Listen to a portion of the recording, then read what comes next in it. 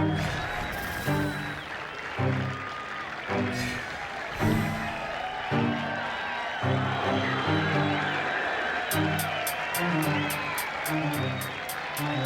was right in the middle of Tiger Mania in the early 2000s, and it was just another fairy tale of his at the time.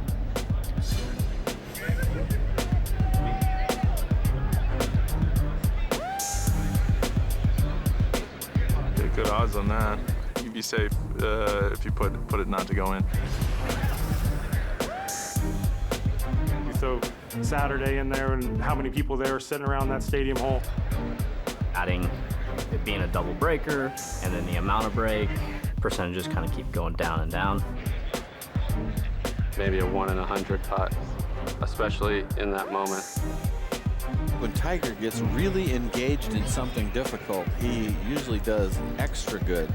It's Tiger, he's gonna make that putt. When nobody expects him to, that means everyone should expect him to. The thing about that putt is that the way he reads greens, that's better than most. He would have known where he had to get the ball to then feed it down to the hole, and then gravity takes over. How about in? That is better than most. Better than most!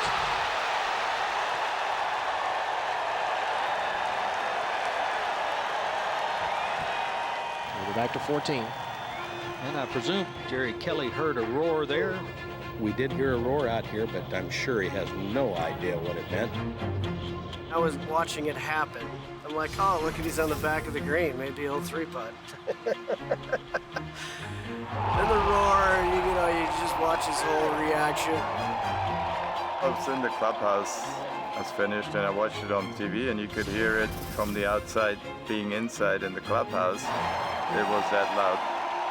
I was up in the Sky Sports booth. I wasn't in the tournament, but I got invited up to do some guest commentary, and we were just standing outside the booth watching, and it was insane. I was a complete fan at that point.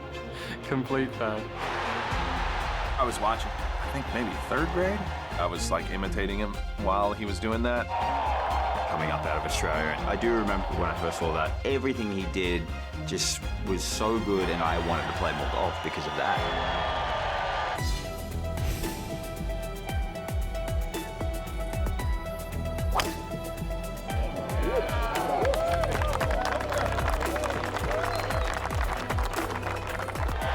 Those moments, they can inspire. After being at Sawgrass that weekend, I really wanted to make sure I was in the field from then on.